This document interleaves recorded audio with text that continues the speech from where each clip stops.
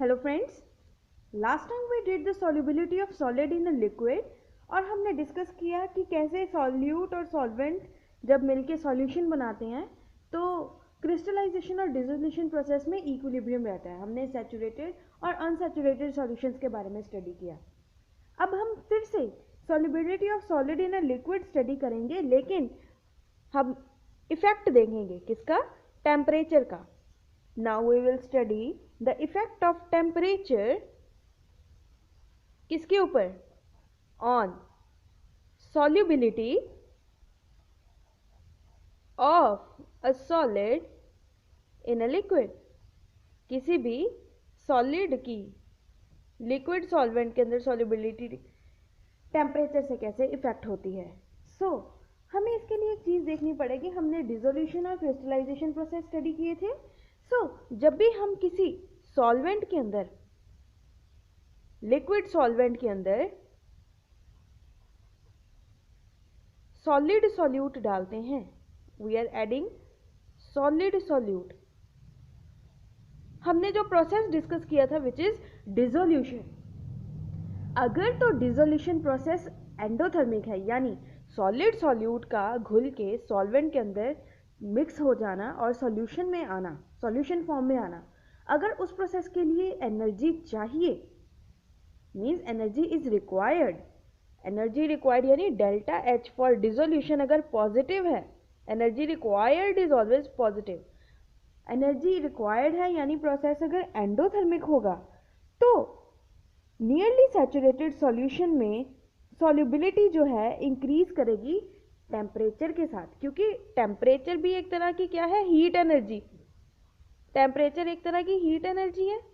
अगर हम heat energy provide करेंगे, एनर्जी तो पहले ही रिक्वायर्ड है, अगर हीट एनर्जी रिक्वायर्ड है अगर किसी सॉल्यूट के सॉल्वेंट में घुलने के लिए, तो अगर हम उसको हीट एनर्जी दे देंगे तो वो जल्दी घुलेगा, इजंट इट? अब आपको पता होगा जब भी नींबू पानी बनाना होता है, एक एग्जांपल डिस्कस करते हैं, तो यूजुअली कहा जाता है कि ठंडे पानी में या आइस वाटर में नींबू पानी बनाने में चीनी अगर घोलनी है तो पहले नॉर्मल वाटर में घोलो। क्यों? क्योंकि सॉल्यूट जो हमारा शुगर है उसका वाटर में घुलना जो है वो नॉर्मल टेम्परेचर पे, मीन्स जो वाटर का नॉर्मल मीन्स वो जब कोल्ड नहीं है उस टेम्परेचर में, रूम टेम्परेचर पे अगर हम उसको डिज़ोल्व करते हैं तो वो जल्दी घुलती है। टेम्परेचर लो कर देंगे अगर आइस कोल्ड वाटर में अगर हम चीनी घोलेंगे तो नहीं घुलती। हीट एनर्जी अगर चाहिए, अगर एंडोथर्मिक है प्रोसेस, तो अगर हम प्रोवाइड कर देंगे एनर्जी तो सॉल्युबिलिटी विल इंक्रीज। इसको अगर हम लिखना चाहें तो कैसे लिख सकते हैं? In a nearly saturated solution. हमने लास्ट लेक्चर में सैचुरेटेड सॉल्यूशन के बारे में पढ़ा जिसमें और ज़्यादा सॉल्यूट नहीं घुल सकता, तो हम डिस्कस करते हैं, उसकी बात करते हैं। In a nearly saturated solution if the dissolution process is endothermic, यानी घुलना फेवरेबल है जब एनर्जी प्रोवाइड की जाए। If the dissolution process is endothermic यानी वो एनर्जी रिक्वायर करता है डिसॉल्व करने के लिए, then solubility will increase with rise in temperature। तो solubility इंक्रीज करेगी किसके साथ? टेम्परेचर के राइज होने के साथ। टेम्परेचर बढ़ने से solubility भी बढ़ेगी अगर प्रोसेस क्या है? एंडोथर्मिक है। यानी एंडोथर्मिक होने का मतलब क्या है? डेल्टा एच सॉल्यूशन जो है वो क्या है? ग्रेटर देन 0 है। लेकिन अगर हमारा प्रोसेस एंडोथर्मिक की जगह एक्सोथर्मिक है, यानी हीट इवॉल्व करने वाला सिस्टम है हमारा, तो डेल्टा एच कैसा होना चाहिए solution? It should be negative. It should be having negative value, means अगर एनर्जी रिलीज होती है और अगर द सॉल्युबिलिटी, इस केस में क्या होगा? The solubility will decrease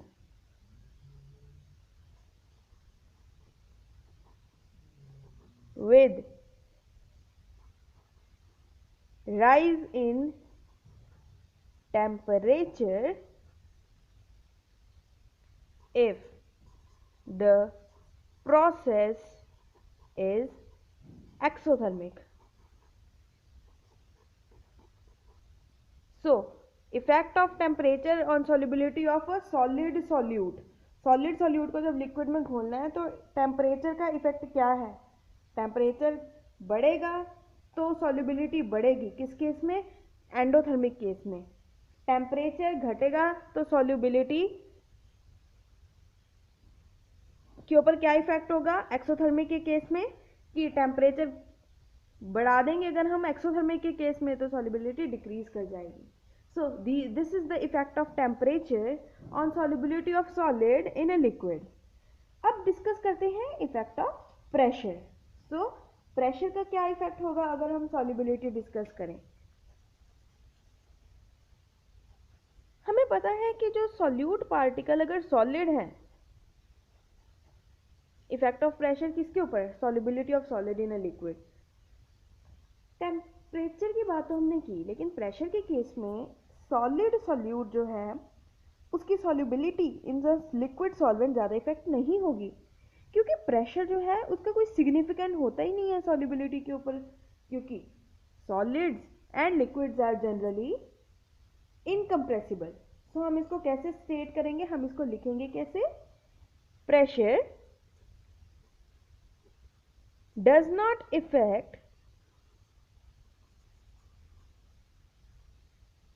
the solubility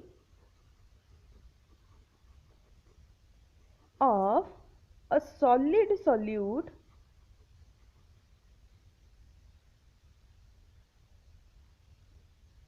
in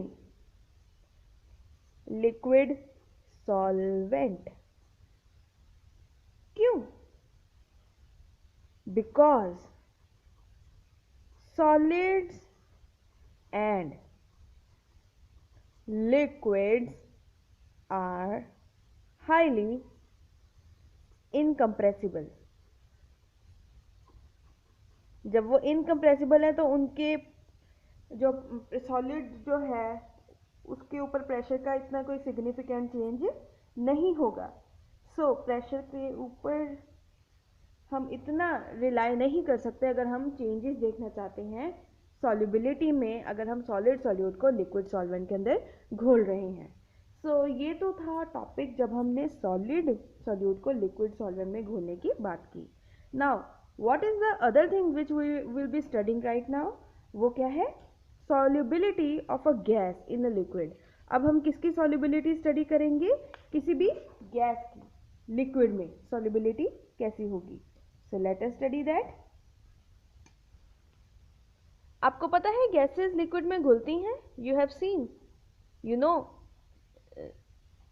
solubility of a gas in liquid. Oxygen water में घुलती है तभी फिश सर्वाइव करती हैं। सो काफ़ी गैसेस हैं जो वाटर में डिजॉल्व करती हैं। बहुत कम क्वांटिटी है ऑक्सीजन की वाटर में जो डिजॉल्व हो रही है, लेकिन उसी ने ही सारी एक्वेटिक लाइफ को अपने अंदर सस्टेन किया हुआ है। हाइड्रोजन क्लोराइड जैसे HCl जैसी गैसेस हैं वो वाटर में रेडिली सॉल्यूबल हैं। अगर हम बात करें तो O2, HCl, CO2, ये कुछ ऐसी गैसेस हैं वो जो वाटर में रेडिली डिजॉल्व होती हैं। अब गैसेस हमें पता है they are highly compressible. Gases की टेंडेंसी होती है, उनका नेचर है कि वो बहुत ज़्यादा कंप्रेस हो जाती हैं। कंप्रेसिबल होने के कारण सॉल्युबिलिटी के ऊपर गैसेस का मतलब गैसेस की सॉल्युबिलिटी जो है वो प्रेशर पे बहुत ज़्यादा डिपेंड करती है। So pressure is very important factor अगर हम सॉल्युबिलिटी की बात करें किसकी? गैसेस की। सो हम एक लाइन लिख लेते हैं, that is solubility of gases in liquids is greatly affected by pressure. Pressure के चेंज होने पे, ऑब्वियसली टेम्परेचर भी, लेकिन प्रेशर के चेंज होने पे भी सॉल्युबिलिटी के ऊपर बहुत ज़्यादा चेंज आता है। हम इसको स्टडी करने के लिए एक एक्सपेरिमेंट करते हैं या एक बीकर कंसीडर करते हैं। Let us consider the beaker. इसके अंदर ये एक लिक्विड सॉल्वेंट है एंड हमने क्या किया, उसके अंदर एक गैसियस सॉल्यूट भी डाल दिया है जो कि प्रेजेंट है उसमें। क्या करेंगे हम, एक सिस्टम कंसीडर करेंगे जिसमें लोअर पार्ट जो है सॉल्यूशन का, उसमें क्या है, सॉल्वेंट है और सॉल्यूट भी है विच इज़ अ गैस। हम थोड़े से गैस पार्टिकल्स भी शो कर देते हैं लाइक दिस, एंड ऊपर भी गैस पार्टिकल्स हैं लाइक दिस। हम क्या करेंगे, इसके ऊपर थोड़ा सा वेट अप्लाई कर देते हैं। लेटर से हमने इसको सील कर दिया है, इस बीकर को ऊपर एक हमने लिड लगा दी है और ऊपर क्या रख दिया है, थोड़ा सा वेट रख दिया है। लेटर से दिस इज W1, सो हमने वेट लगा दिया है। इस वेट के रखने से प्रेशर अप्लाई हो रहा है सॉल्यूशन के ऊपर। So number of gas particles जो ऊपर प्रेजेंट है अबव द सॉल्यूशन, उनका नंबर स्ट्राइक करके सरफेस को इन द सॉल्यूशन जाना इंक्रीज हो जाएगा। नंबर ऑफ पार्टिकल्स जो सरफेस को स्ट्राइक करके, सॉल्वेंट सरफेस को स्ट्राइक करके सॉल्यूशन फेस में आ रहे हैं, that will increase.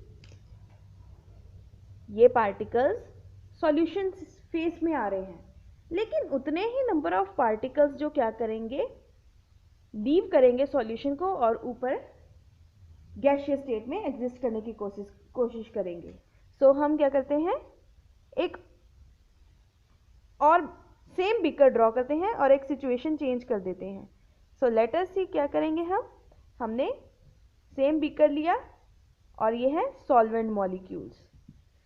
What we have did is we have just increase the pressure. पहले प्रेशर इतना था, अब हमने इसको और इस चीज को और ज्यादा नीचे लेके यहां तक ले आए हैं और वेट हमने ज्यादा लगा दिए। से हमने 3 वेट लगा दिए, W1, W2 एंड W3। हमने प्रेशर इंक्रीज कर दिया। पिस्टन को नीचे करने का मतलब कि हमने वेट ज़्यादा लगा दिया जिसकी वजह से पिस्टन नीचे चला गया है। सो गैस मॉलिक्यूल्स जो यहाँ प्रेजेंट है इस जगह पे, पिस्टन नीचे आने की वजह से वो कम स्पेस में है, प्रेशर इंक्रीज हो रहा है। सो ये सिस्टम जो है डायनामिक इक्विलिब्रियम में है। इस कंडीशन में क्या हो रहा है कि नंबर ऑफ पार्टिकल्स जो एंटर कर रहे हैं सॉल्यूशन फेस में और जो ऊपर जा रहे हैं दे आर कांस्टेंट।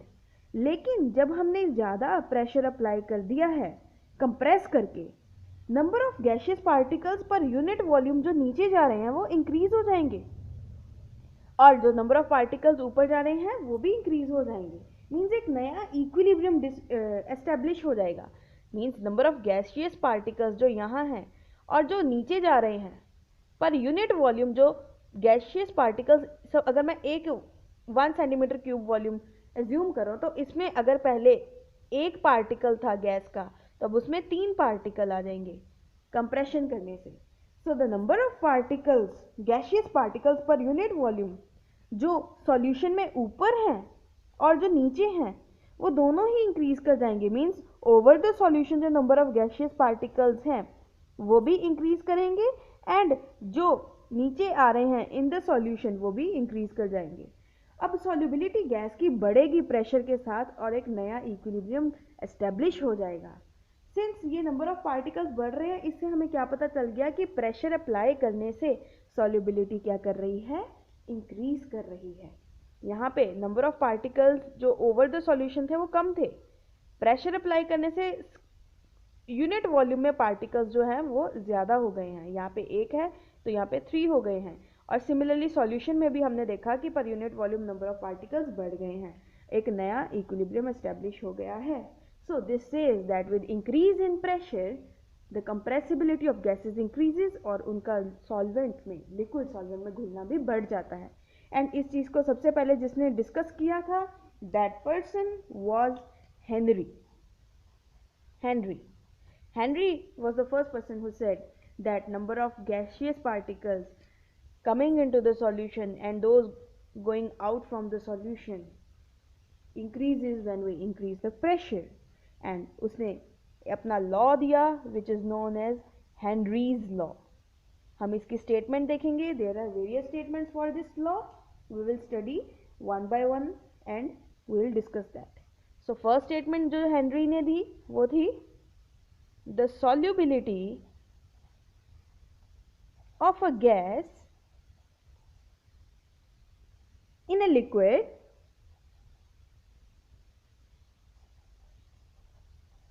is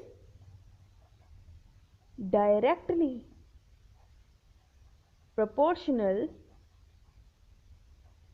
किसके डायरेक्टली प्रोपोर्शनल है? To the pressure of the gas. To the pressure of gas. Gas के प्रेशर के डायरेक्टली प्रोपोर्शनल है सॉल्युबिलिटी. डाल्टन उसका एक कंटेम्पररी था, उसने भी यही चीज दी कि गैस का पार्शियल प्रेशर जो है उसके ऊपर डिपेंड करती है सॉल्युबिलिटी. किसी भी गैस का पार्शियल प्रेशर जो है वो उसकी सॉल्युबिलिटी को डिफाइन करता है. अगर हम मोल फ्रैक्शन को एक जरिया ले लें डिफाइन करने का सॉल्युबिलिटी, हमने बोला मोल फ्रैक्शन क्या है?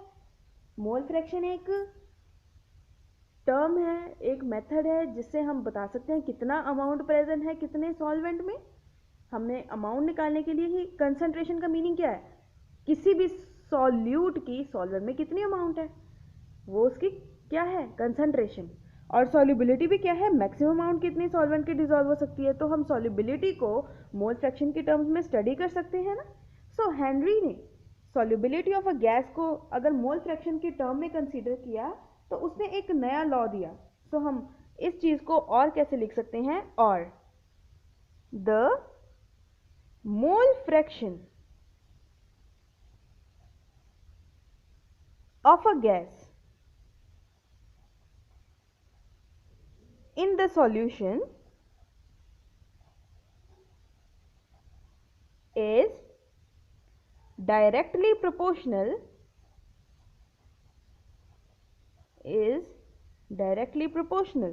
किसके? to the partial pressure of a gas over the solution. Gas का जो पार्शियल प्रेशर है to the partial pressure of the gas over the solution.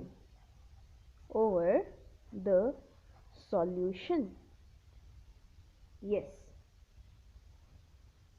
अब हेनरी लॉ की एक और स्टेटमेंट है जिसको हम क्या बोल सकते हैं? Let us right that.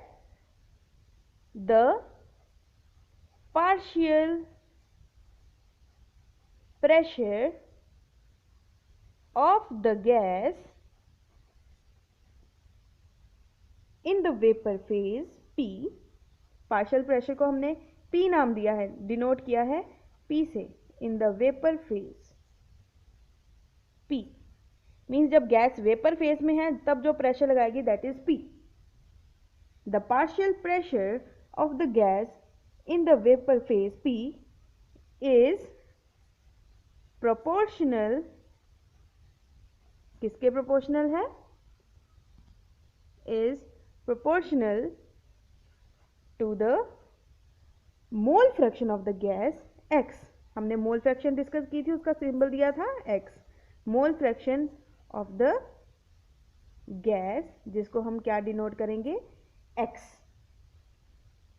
In the solution is expressed. उसने एक एक्सप्रेशन दिया. किसको एक्सप्रेस कैसे करेंगे? अगर ये पार्शियल प्रेशर है गैस का अबव द सॉल्यूशन, उसको हमने गैस के मोल फ्रैक्शन से रिलेट करना है विच इज x. हम गैस के मोल फ्रैक्शन से उसको रिलेट करेंगे. सो उसको हमने लिया क्या है? We have taken it as x. So relation क्या बनेगा? It will be p equals to p पहले डायरेक्टली प्रोपोर्शनल है x के. अब डायरेक्टली प्रोपोर्शनल साइन हटाने के लिए हम एक कांस्टेंट लगाएंगे विच इज kh. और ये kh क्या है? That kh is Henry's constant. That is known as Henry's constant. p equals to kh. अब इस एक्सप्रेशन के जरिए अगर हम देखें p इक्वल्स टू kh, अगर मैं इस एक्सप्रेशन के थ्रू रिलेट करना चाहूं किसको? सॉल्युबिलिटी को KH के साथ, तो जितना हेनरी कांस्टेंट ज़्यादा होगा उतनी सॉल्युबिलिटी कम होगी according to this expression. So according to P equals to KHX, P equals to KH and X के अकॉर्डिंग अगर मैं X देखूं that is 1/KH of P. सो अगर मोल फ्रैक्शन या सॉल्युबिलिटी ऑफ अ गैस बढ़ेगी सॉल्यूशन में तो उसका हेनरीज कांस्टेंट कम हो जाएगा. They are related inversely with each other. Okay, so different gases हैं, उनके डिफरेंट KH वैल्यूज होंगी. मीन्स KH हमें बताएगा क्या कि K at a given pressure tells solubility is lower अगर उसकी मोल फ्रैक्शन ज़्यादा है. यही इसकी सिग्निफिकेंस है. एक ग्राफ अगर हम प्लॉट करें बिटवीन किसके, मोल फ्रैक्शन किसी गैस की और उसके पार्शियल प्रेशर के साथ, तो that graph will be linear according to this expression which ought to come linear, जैसा हमने स्टडी किया है. अब हेनरीज लॉ की एप्लीकेशंस क्या हैं? What are applications of Henry's law? Let us discuss that.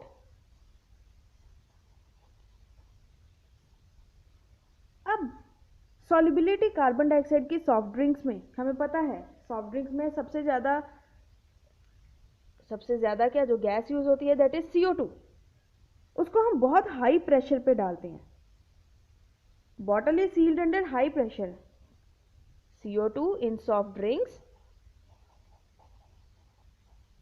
is sealed under high pressure. हम pressure बहुत ज़्यादा करते हैं क्योंकि प्रेशर ज़्यादा करने से कार्बन डाइऑक्साइड की सॉल्युबिलिटी क्या बढ़ जाएगी, in the soft drink will increase. And उसके बाद दूसरी चीज़, जब हम हाई एल्टीट्यूड्स में जाते हैं, जैसे किसी हिली एरिया में चले गए हैं, तो ऑक्सीजन का जो पार्शियल प्रेशर है वो कम होता है ग्राउंड लेवल से. मीन्स ग्राउंड लेवल पे ऑक्सीजन का प्रेशर जो है वो कम है. जब हम ऊपर जाते हैं इन हिली एरियाज तो कंसंट्रेशन ऑक्सीजन की क्या कर जाएगी, लो हो जाएगी ऑक्सीजन की ब्लड एंड टिश्यूज में. सो लो ऑक्सीजन कंसंट्रेशन इन ब्लड जो है उसके कारण जो क्लाइंबर्स होते हैं या जो लोग घूमने जाते हैं वहाँ पे ट्रैकिंग के लिए उनको कंडीशन हो जाती है anoxia. So we can write at high altitudes concentration of O2 is lower than ground level. Ground level से कंसंट्रेशन कम होती है, leading to its lesser concentration in tissues. Body के जो टिश्यूज होते हैं उनमें उसकी कंसंट्रेशन कम हो जाती है और ब्लड में भी उसकी कंसंट्रेशन कम हो जाती है. और इसके कारण क्या होता है, which causes anoxia in climbers. तो क्लाइंबर्स को एक मेडिकल कंडीशन हो जाती है जिसको हम बोलते हैं एनॉक्सिया. ये हेनरीज लॉ के ऊपर ही बेस्ड है कि अगर देखो सॉल्युबिलिटी कम हो जाती है, सॉल्युबिलिटी यानी गैस की मोल फ्रैक्शन यानी ऑक्सीजन की solubility in blood and tissues will decrease. अगर प्रेशर क्या होगा, लो हो जाएगा. ठीक है ना, सॉल्युबिलिटी. तो ये हेनरीज लॉ के ऊपर ही डिपेंड करता है. Now the third thing is scuba divers. जो स्कूबा डाइवर्स होते हैं, you people know about that. Scuba divers जो होते हैं उनको बहुत ज़्यादा हाई कंसंट्रेशन डिजॉल्व्ड गैसेस से डील करना पड़ता है जब वो अंडर वाटर जाते हैं. So scuba divers cope with high concentrations किसकी, of dissolved gases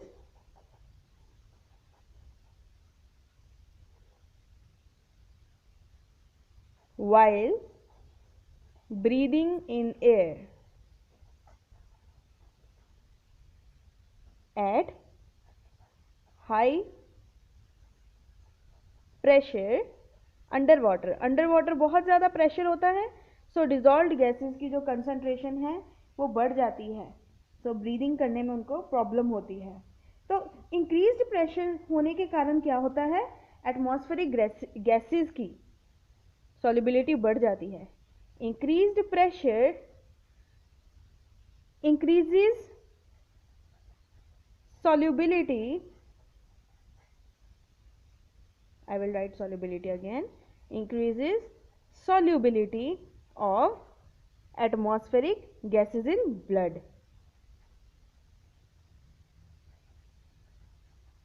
अब गैसेस की, एटमॉस्फेरिक गैसेस की ब्लड में सॉल्युबिलिटी तो बढ़ गई है, लेकिन जब वो हाई अंडर वाटर प्रेशर में से नीचे से जब वो ऊपर आते हैं तो प्रेशर कम होता है और वो गैसेस रिलीज होनी शुरू हो जाती हैं, सॉल्युबिलिटी कम होती है। तो जब वो गैसेस रिलीज हो जाती हैं तो बबल्स बना देती हैं ब्लड के अंदर। सो ब्लड कैपिलरीज जो होती हैं उनमें एक मेडिकल कंडीशन आ जाती है जिसको हम बैंड्स बोलते हैं, दैट इज़ वेरी डेंजरस। सो हम इसको कैसे लिख सकते हैं? सो जब वो when divers come towards surface,